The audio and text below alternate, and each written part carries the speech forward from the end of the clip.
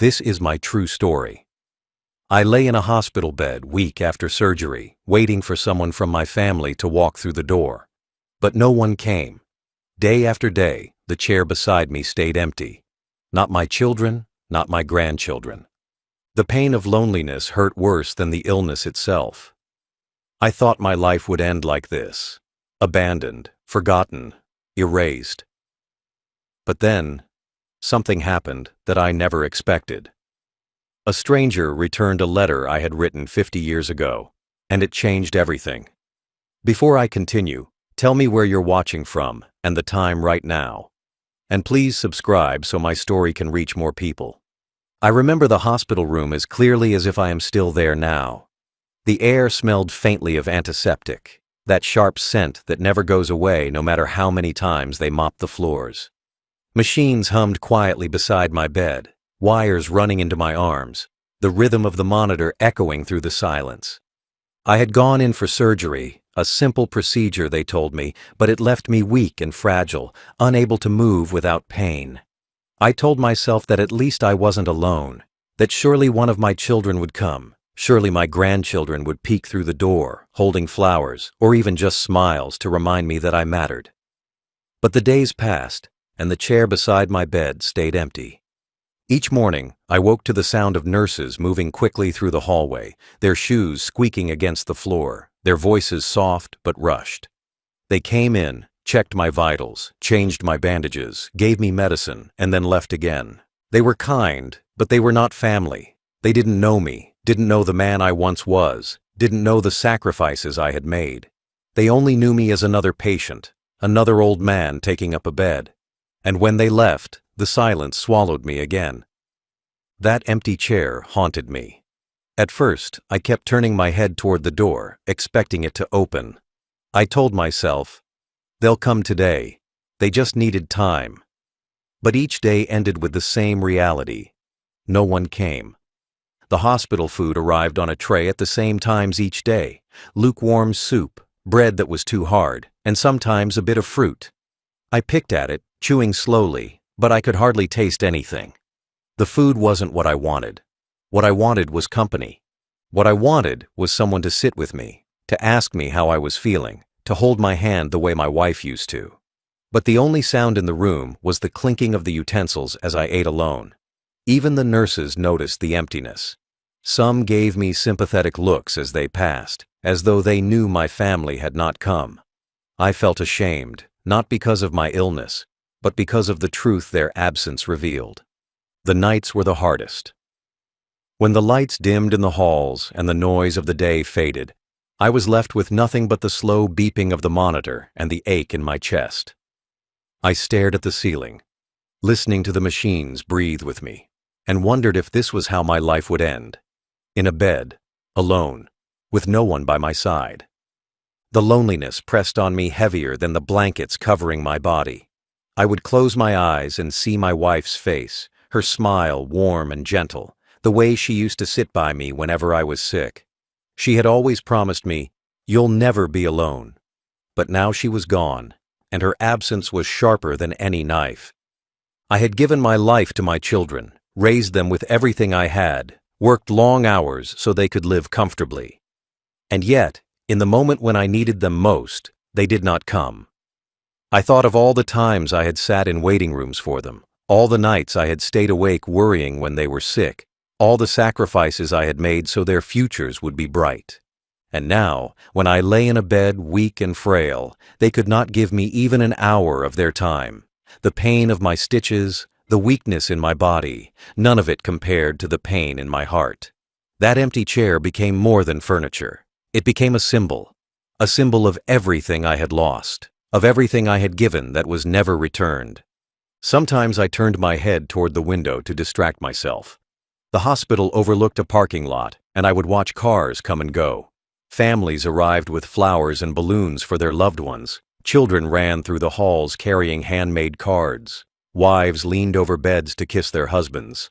Husbands held the hands of their wives. And in every scene, I saw what was missing in my own room.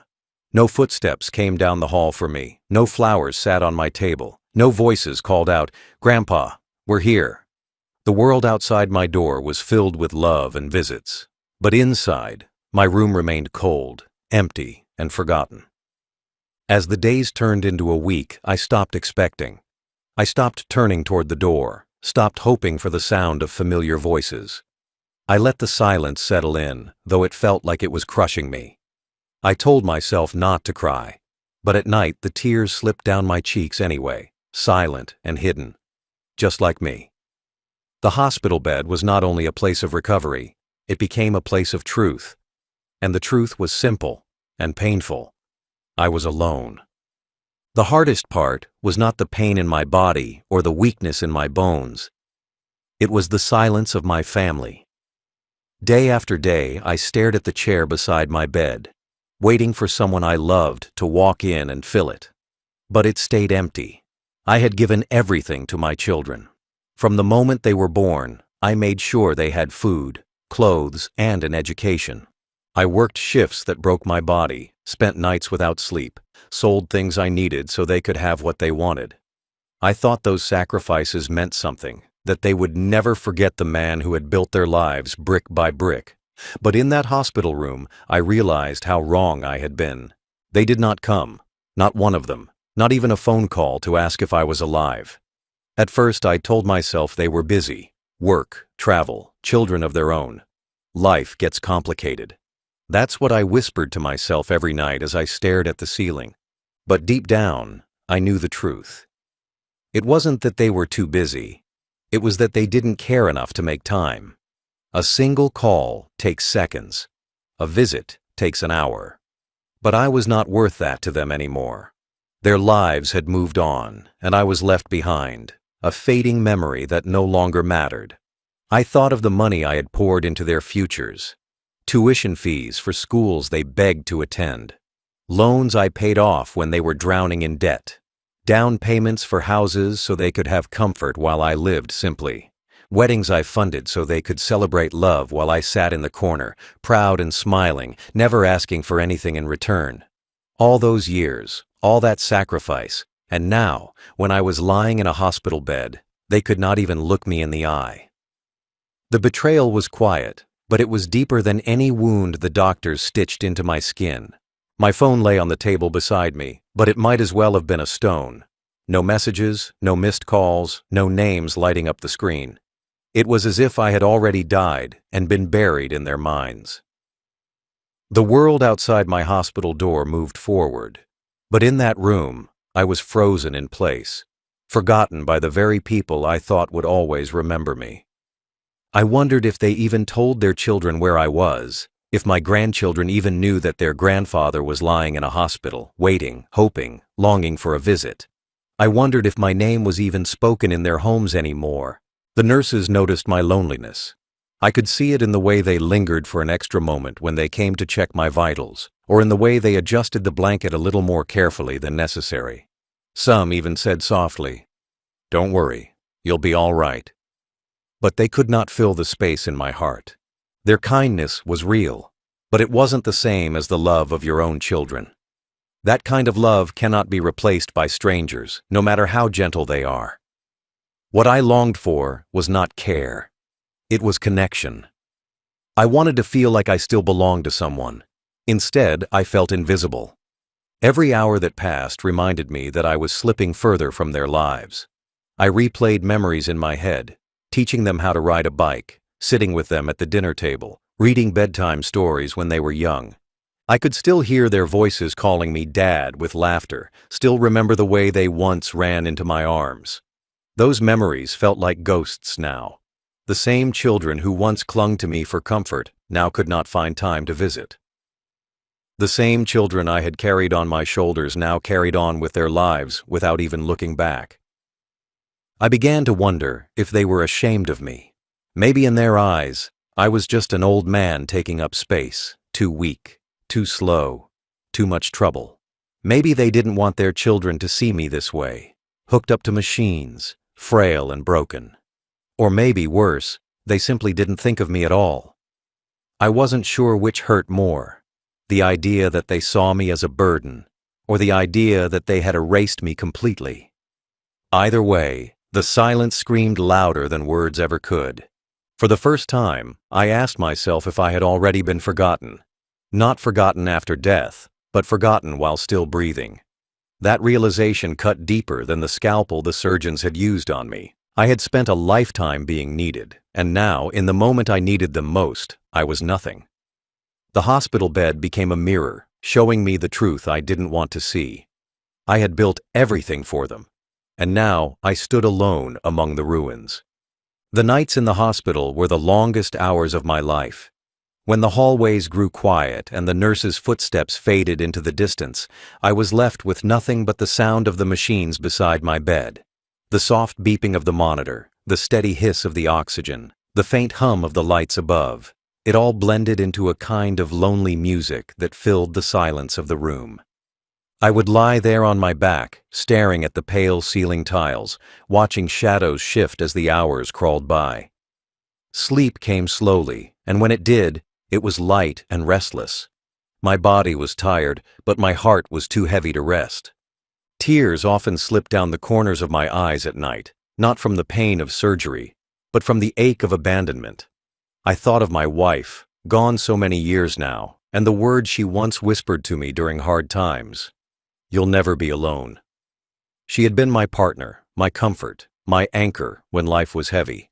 We had promised each other that no matter what, we would face everything together. But now, with her gone and my family nowhere to be found, I felt that promise had vanished with her. The emptiness beside me in the hospital bed was not just physical, it was a reminder that the one person who had always been there was no longer here to keep me company. I closed my eyes and let memories wash over me. I remembered nights at home when the children were young, when the house was alive with laughter and noise. I remembered holding my wife's hand as we sat in the living room, talking about dreams and struggles, about the future we wanted for our family. Back then, I believed the love we poured into our children would return to us in our old age.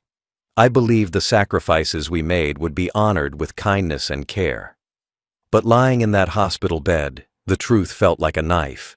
Those hopes had been illusions, and the family I had worked my whole life to protect had left me to face my darkest nights alone. The sound of the machines beside me became a cruel reminder of my reality. They kept me alive, but they could not make me feel alive. They could not fill the room with warmth. They could not give me the comfort of a hand holding mine.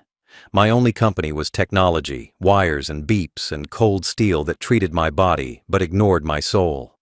The silence pressed down so heavy that at times I thought it would suffocate me. I whispered into the dark, speaking to my wife as though she were still there, telling her how much I missed her, how much I wished she could sit in the chair beside me. Sometimes I imagined her there, smiling, nodding, telling me to stay strong. Those imagined moments gave me comfort, but they faded quickly, leaving me alone again. The hardest part of those nights was the question that kept circling in my mind. Had my life meant anything? I had worked decades to raise a family, sacrificed everything for their futures, given up my own dreams so theirs could live. And now, here I was, forgotten, alone, left in a sterile room with no one by my side. Was this the reward for a lifetime of labor and love?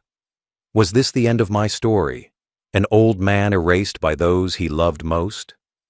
The thoughts pressed into me again and again, and I could not escape them. They were heavier than the blankets, sharper than any wound. Sometimes I heard laughter from other rooms, visitors talking with patients, families gathered around beds, children running in the halls. Those sounds cut me deeply. They reminded me of what I had lost, of what I no longer had. Each laugh, each voice reminded me that my room was silent, my bed empty of company, my chair unfilled. I felt like a ghost, not because I was dead, but because I was invisible to the people who once called me father and grandfather. Still, I held on to small fragments of hope in those nights. I told myself maybe tomorrow would be different, maybe someone would come, maybe the chair would not be empty forever. Hope is stubborn. Even in the face of silence, it whispers. But with each day that passed, and each night that dragged on, that hope grew weaker, like a candle burning low. And as I lay there staring at the ceiling, I realized that my story might end in that bed, alone, with only the sound of machines to witness my final breath. But fate, as I would learn, had something else in store. Something that would remind me of a truth I had forgotten. Something that would come not from the family who abandoned me, but from the past I thought was lost forever. It was a morning like all the others. The hospital lights flickered on early, nurses moved from room to room, and I lay there staring at the same pale ceiling, bracing myself for another day of silence. I had stopped expecting anything new to happen. My family wasn't coming, and I had grown used to the emptiness. But that morning, something changed. A nurse entered my room with an envelope in her hand. She smiled gently and said, "Someone dropped this off for you." At first I was confused. I hadn't received a letter in years, not since my wife passed away. My children never wrote, and most of my friends had already left this world.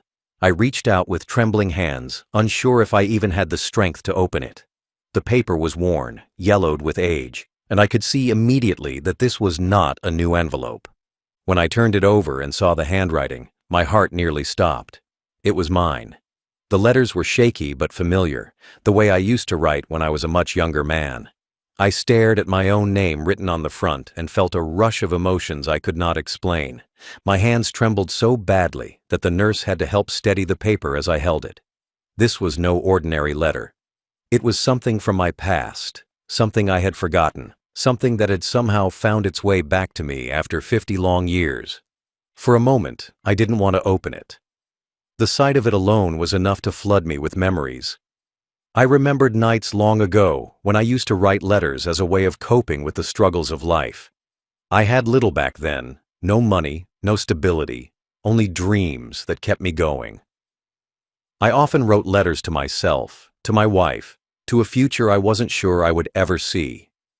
Many of them were lost, tossed away, or forgotten as time moved forward. And yet here it was, one of those letters, staring back at me after half a century. I finally broke the seal. The paper inside was fragile, the ink faded but still readable. As my eyes scanned the words, I felt myself travel back in time.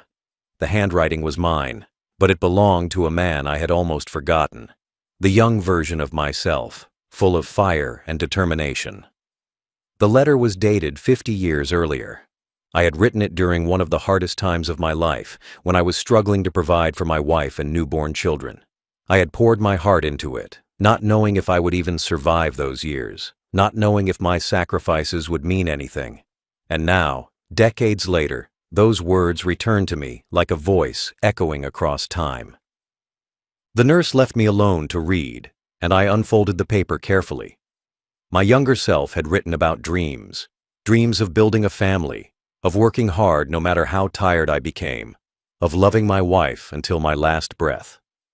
I had written about the promise that I would never give up, even if the world turned against me. I wrote about the kind of father and husband I wanted to be, and how I prayed that one day my family would understand the sacrifices I made. The words were raw, emotional, filled with a hope that I had nearly forgotten existed. As I read, tears streamed down my face.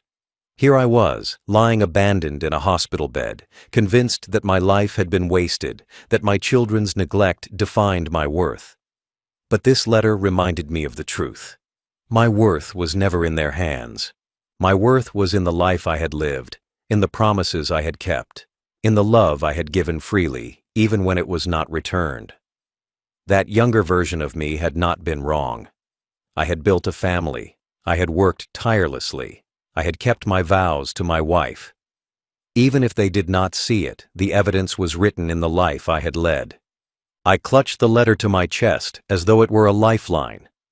50 years had passed, and yet these words arrived at the exact moment I needed them most. It was as if fate had carried the letter through time just to remind me, in my darkest hour, that I was not worthless, that I was not forgotten, that I was still the man who once believed in love and sacrifice. The letter felt like a voice from heaven, a message sent from my younger self, and maybe even from my wife, telling me to hold on. That day, my hospital room no longer felt as empty. The machine still hummed, the chair was still unfilled by family, but on the table beside me lay proof that my life had mattered. That letter became more than paper. It became my companion. I read it over and over until I memorized the words, until they were engraved in my heart. And every time I read it, I felt less alone.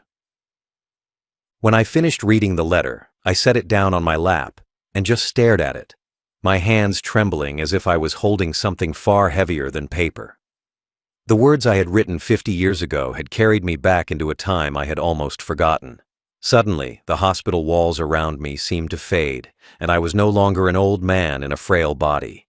I was young again, standing in a small, dimly lit room with nothing but a desk, a flickering lamp, and hope that seemed fragile, yet unbreakable. I remembered the night I wrote those words. I had been working long shifts, my body aching, my pockets nearly empty, and yet I poured my heart into that letter as if writing it could carry me through the storm.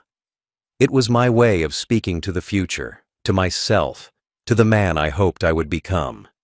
The memories unlocked by that letter came rushing back in waves. I saw my wife's face, young and full of light, the way she smiled at me when I came home exhausted, her hands reaching to ease my burden. I remembered holding my newborn child for the first time, tears streaming down my cheeks as I promised silently that I would give this tiny life everything I had. I remembered nights sitting at the kitchen table with bills spread out before me, whispering prayers into the dark that somehow I would find a way. Those moments had felt impossible to survive back then, but I did survive. And as I sat in that hospital bed, holding the words of my younger self, I realized something important. I had fulfilled those promises. The letter spoke of building a family, of never giving up, of choosing love over despair. And though my children had abandoned me now, the truth could not be erased. I had built that family. I had worked through pain and exhaustion to give them every opportunity. I had stood by my wife until her last breath. I had lived with integrity, even when no one noticed. That young man who wrote the letter had dreamed of a life defined by sacrifice and love, and I had lived it. Maybe my children could not see it. Maybe they chose not to honor it, but that did not erase the truth. The letter reminded me that my worth was not tied to their neglect. My worth was written in the life I had led, in the love I had given, in the struggles I had overcome. Tears fell freely as I read the words again and again. I wept not only for the pain of abandonment, but for the beauty of remembering who I had been.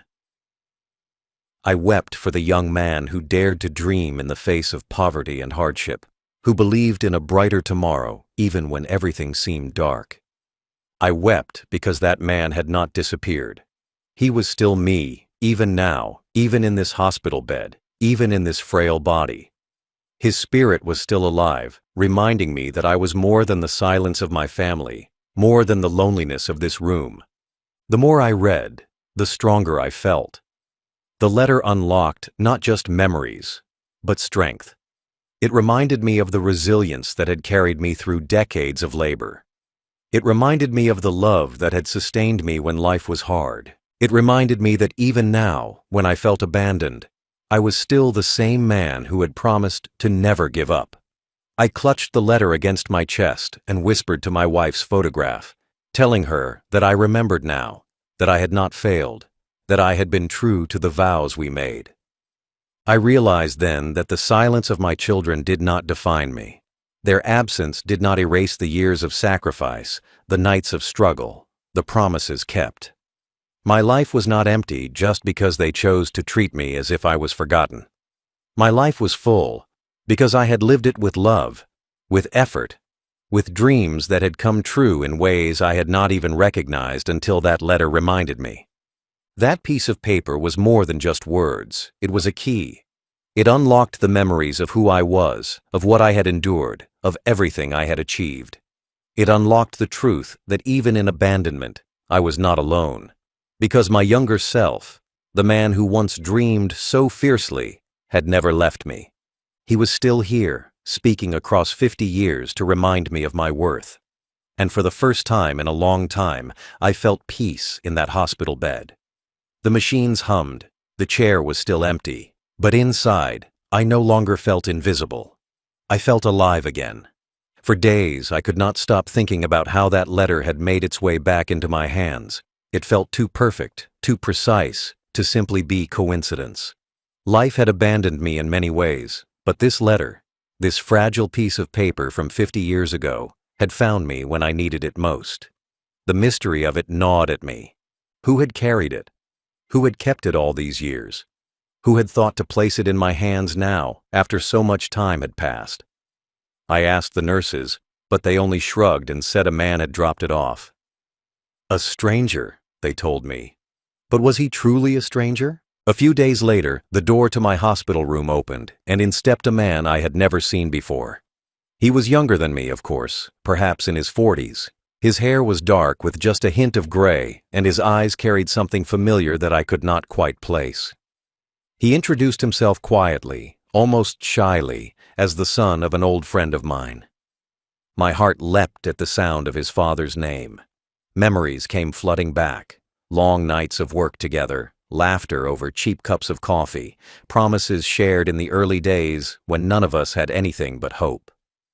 His father had been one of the few who stood by me during my early struggles, a friend who believed in me when the world felt too heavy. And now, decades later, his son was standing by my bed.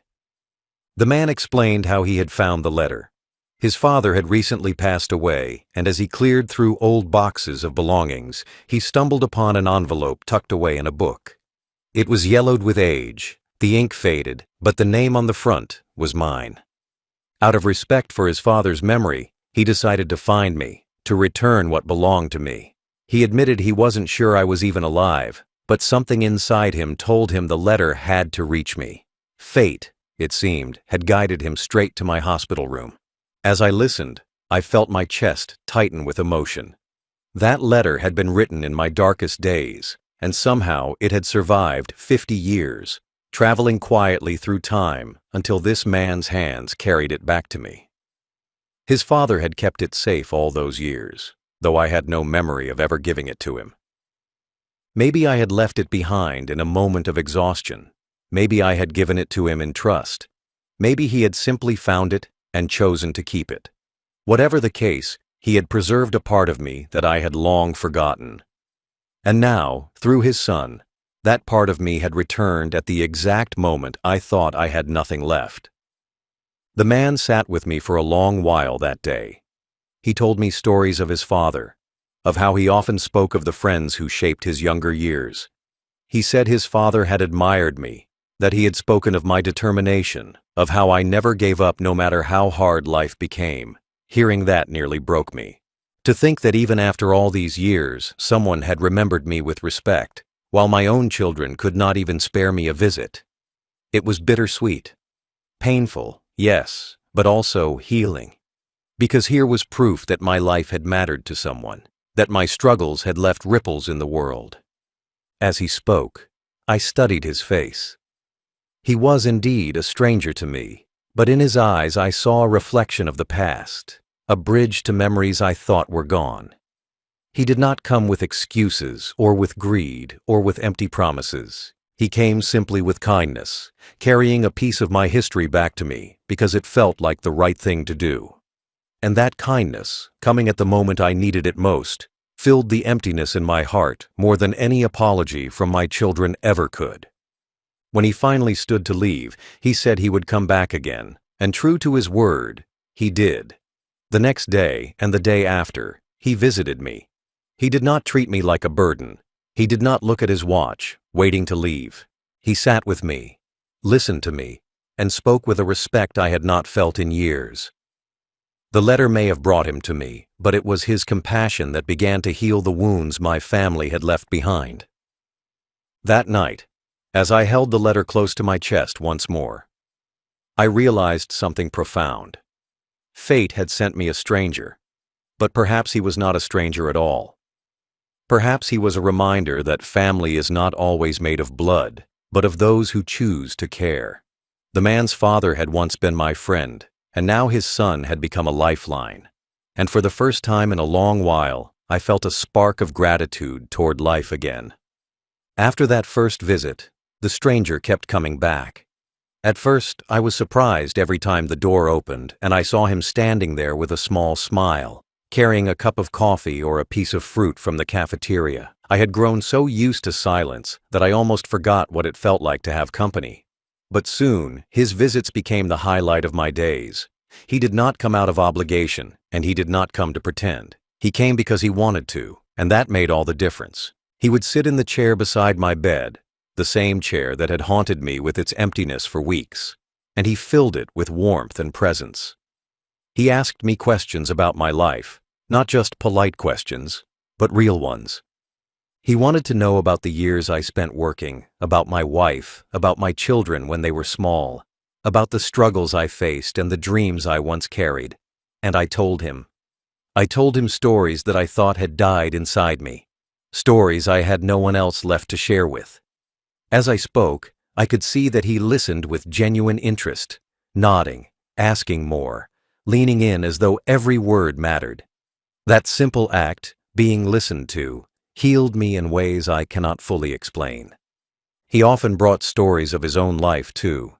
He talked about his work, his children, his late father, the friend who had once walked with me through the hardest days of my youth. Sometimes, when he spoke about his father, I saw a reflection of my old friend in his eyes, and it made me feel less alone. It was as if through him, a part of my past had come back to sit with me in that hospital room. We laughed together at some of his stories, and in those moments, I remembered what it felt like to be alive, not just breathing, not just existing, but living. The nurses began to notice the change in me. They commented that I looked brighter, that I seemed stronger, and I could feel it too. My appetite returned a little. My sleep became deeper, less haunted by the silence. The machines beside me no longer felt like my only companions, because I now had a living, breathing human being sitting beside me, treating me with the dignity I thought I had lost. My hospital room, once filled with nothing but emptiness, now held laughter, conversation, and warmth. He often stayed longer than I expected. Sometimes we sat in silence, simply sharing the space, and even that was enough. Other times he would bring me small things, magazines, fruit, even a blanket when he thought the hospital sheets looked too thin. These gestures were not grand, but they were filled with care. They reminded me of what my own children had failed to give. My blood had left me abandoned, but this stranger, tied to me only through the memory of his father, chose to give me kindness freely. I began to look forward to his visits in a way I had once looked forward to seeing my own family. The emptiness I carried inside me began to ease, little by little, each time he walked through the door. And though I was still weak, though my body was still frail, my spirit felt stronger than it had in years. It was as if life itself had sent me a second chance, a reminder that even when those you love abandon you, there are still people in the world capable of compassion. One day, I told him how much his visits meant to me. My voice cracked as I admitted that I had believed I would die alone in that hospital bed, unseen and forgotten. He placed his hand gently on mine and said, "No one should have to die alone." Those words stayed with me long after he left that evening. They were simple, but they carried more weight than all the empty apologies my children could ever offer. As days turned into weeks, I realized something remarkable. This stranger was no longer a stranger. He had become a friend, perhaps even closer than family. The bond we shared was not built on blood, but on choice, on kindness freely given. He filled the void my children had left, not by trying to replace them, but by simply being present when they were not. And that presence saved me in ways I will never forget. For the first time in years, I felt seen, truly seen. And in that recognition, I found strength to face whatever was ahead. The more time I spent with the man who returned my letter, the clearer my thoughts became. For weeks, I had lain in that hospital bed believing my life would end in loneliness, that I would leave this world as quietly as my family had abandoned me. But his visits, his kindness, and the power of that letter from my past gave me something I had not felt in a very long time: clarity. I began to see the truth of my life with fresh eyes. My children had chosen their path. They had chosen to forget me, to treat me as though I was nothing more than a burden. Their absence in the hospital spoke louder than any apology could. And for the first time, I accepted that. I accepted that love cannot be forced, that care cannot be begged, and that sometimes the people you give everything to are the very ones who turn away when you need them most. But acceptance did not mean surrender. I may have been old and frail, but I still had decisions to make. And one decision in particular weighed on me more than any other. What would happen to everything I had worked for when I was gone? For years, I had assumed my estate, my savings, and whatever little I had left would go to my children. That was the natural way, the way things were expected to be. But as I lay in that hospital bed, I asked myself, why should I? Why should I leave the fruit of my lifetime of sacrifice to those who could not even spare me an hour of their time? Why should the people who abandoned me in my weakest moment be rewarded when they had already shown me what I meant to them? The answer was clear. They had made their choice, and now I would make mine. I contacted my lawyer from the hospital, my hands shaking as I dialed his number. When he arrived, I told him exactly what I wanted. My will would be rewritten. My children's names would be erased from its pages. I would no longer leave my legacy in the hands of those who had turned their backs on me. Instead, I would leave it to someone who had shown me compassion when I needed it most. The man who returned my letter, the stranger who had sat by my bed and treated me with respect, would become the heir to what I left behind. Not because of blood, but because of choice. He had chosen to care when my own blood did not, and to me, that was worth more than any shared name or family tie. My lawyer looked at me carefully as I spoke, and I could see the weight of my words in his eyes. He asked me if I was sure, and I told him I had never been more certain of anything in my life. For so long, I had let my heart ache for the love of my children. But the letter had reminded me that my worth was never in their hands, and the kindness of this stranger had shown me that family can be found even in unexpected places. I wanted my final act to reflect that truth. I wanted my legacy to tell the story not of abandonment, but of justice. As the documents were drawn up and the signatures placed, I felt something inside me lift. The decision gave me peace. For the first time in years, I was no longer haunted by the thought of my children's neglect.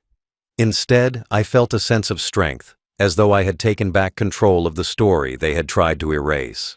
I had worked too hard, suffered too long, and sacrificed too much to let my legacy fall into ungrateful hands. Now, it would go to someone who had proven, through action and not words, that I still mattered. That night, when the stranger came to visit, I did not tell him everything. I simply held his hand and thanked him again for bringing me the letter. But in my heart, I knew the truth. My decision had already been made. The children who left me alone in a hospital bed would one day learn the cost of their choices. And this man, this stranger, who had returned a forgotten piece of my past, would carry forward my future. The decision had been made, the papers had been signed, and for the first time in many years, I felt a deep sense of calm. But the true weight of my choice did not reveal itself until later, when the consequences came knocking at my door. My children, who had been absent for weeks and months while I lay in the hospital, finally appeared. They did not come with flowers or kind words. They did not come to check on my health or hold my hand. They came only when they heard whispers of my estate, of the fortune I had quietly built and safeguarded over the years. I saw it in their eyes the moment they entered the room, the hunger, the expectation, the greed. To them, I was not their father lying in a bed. I was a wallet, a signature, a pile of assets waiting to be claimed. They crowded around my bed, their voices dripping with false sweetness. They asked how I was feeling, as if the months of silence had never happened. They smiled too widely, touched my arm too gently, and spoke as though they had been by my side all along. But I saw through them. I saw the emptiness in their words, the insincerity in their actions. My heart, once so desperate for their love, no longer ached for it. The letter I had received, the stranger who had returned it, and the clarity I had found in my decision had freed me from that longing. I listened to them with a calm face, letting them say what they thought I wanted to hear, while inside, I felt nothing but certainty. When the lawyer came and revealed the truth of my new will, the air in the room shifted instantly. The smiles vanished, replaced by shock and anger. Their eyes widened as they realized their names had been erased, that their inheritance was gone, that everything they had expected to take without effort had slipped through their fingers. They argued, they shouted, they demanded explanations. They asked how I could do this to them, as if it were betrayal. But I lay there silently, letting them reveal themselves with every word. They did not speak of love, or regret, or sorrow for the way they had abandoned me. They spoke only of money, of entitlement, of what they believed they deserved. And in their outrage, they confirmed the truth I had already known. My decision was right. The stranger who had brought back my letter visited later that day. He found me calm, though I was tired from the storm of emotions that had filled the room earlier. I did not tell him everything, but I smiled at him in a way I hadn't smiled in years. Because in him, I saw something my children no longer carried. Genuine humanity. He sat by me, listened to my breathing, and told me stories of his father again. He did not ask for anything, did not demand explanations, did not expect wealth. He simply came to keep me company, and that was worth more to me than all the riches in the world. In the days that followed, my children's anger only grew. They called the lawyer, they argued with one another, they tried to twist my decision into something unfair. But the truth was sealed in documents, in signatures, in choices that could not be undone. They had abandoned me in life, and now I had abandoned them in death's shadow. They would inherit nothing, not because I wanted revenge, but because justice demanded it. I had given them everything when they were young, and when I needed them, they gave me nothing in return. That balance had been corrected. The aftermath was heavy for them, but light for me. I no longer carried the weight of regret or the burden of waiting for love that would never come. Instead, I carried the peace of knowing that my legacy would not be wasted. My wealth, my estate, my name would pass on to someone who had chosen compassion over greed, someone who had proven through action that kindness still exists in the world. And more importantly, my story would end not in bitterness, but in clarity. As I lay in my hospital bed, holding the old letter against my chest, I whispered to my wife once again. I told her that justice had been done, that our sacrifices had not been wasted, that what we built together would not fall into the wrong hands. I told her that even though our children had turned away, life had sent me a stranger who reminded me that love and respect can still be found. And with that knowledge, I finally felt ready for whatever came next. Justice did not arrive with noise or anger. It arrived in silence, in steady breaths, in the quiet certainty that I had finally taken control of my story. For so long, I had believed my life would end in abandonment, that the final chapter of my days would be written by the coldness of my children. But as I lay in that hospital bed, with the faded letter pressed to my chest and the stranger sitting faithfully in the chair beside me, I realized that justice had already been delivered.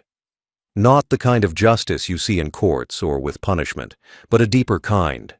The justice of truth revealed, of dignity restored, of love finding its way back through unexpected hands. I thought of the empty chair that once mocked me with its silence. Now, it was no longer empty. It was filled by someone who did not share my blood, but shared something greater: compassion. That chair became a symbol not of abandonment, but of redemption. It reminded me that family is not only who you raise, but who chooses to stand by you when everyone else has walked away. My children had chosen absence. This stranger had chosen presence. And in the balance of those choices, justice was clear. The letter itself became my anchor. 50 years ago, a younger version of me had written words filled with hope and promises, not knowing if they would ever survive. And yet they had, carried across time, preserved by fate, returned when I needed them most. Reading it again and again, I realized I had lived up to every word I wrote. I had built a family. I had loved deeply. I had endured hardships without giving up. Even if my children could not see it, I knew the truth. That truth was my justice. The knowledge that my life had not been wasted, that my sacrifices had meaning, that my worth was never erased. When the final documents were signed and sealed, ensuring that my children would inherit nothing, I did not feel bitterness. I felt freedom. I had released myself from the chains of waiting for their love, from the sorrow of their neglect. I had turned their betrayal into a lesson, a statement that what you give in life matters only when it is honored, and if it is not honored, you have the right to give it elsewhere. My wealth, my estate, my name would not become a reward for greed. They would become a legacy of kindness, carried forward by the man who had returned my letter and reminded me of my worth. The nurses often asked me why I smiled more in those final days. They did not know the whole story, but I told them simply, because I am not alone anymore. And it was true. Even as my body grew weaker, even as time whispered its final countdown, I did not feel the crushing emptiness that once haunted me. The stranger became a companion, sometimes reading to me, sometimes simply sitting in silence. In those moments, I realized that justice is not always loud. It is often found in the quiet comfort of knowing you have been seen, that you mattered, that your story will not end in shadows. When my children eventually learned of my will, when they finally understood that their inheritance was gone, they came back to me not with love, but with anger, with pleading, with tears. They begged for forgiveness, but I knew their sorrow was not for me. It was for the fortune they had lost. And so I gave them nothing, not my money, not my estate, not even my time. Justice was not about punishing them. Justice was about freeing myself from them. They had abandoned me when I needed them, and now I abandoned them forever. That was the balance life demanded. In my final days, I held the letter close and whispered to my wife again. I told her that everything had come full circle. The love we once shared had not been erased by neglect. It had been preserved in words, carried across decades, and returned to remind me of who I truly was. I told her that our sacrifices had not been wasted because they lived on in the kindness of others. And I told her that I was at peace because justice had finally been done. I was left in a hospital with no visitors. I thought I would die in silence, forgotten and invisible. But a stranger returned a letter I had written 50 years ago, and in those words I found myself again. In that kindness I found family again, and in that justice I found peace.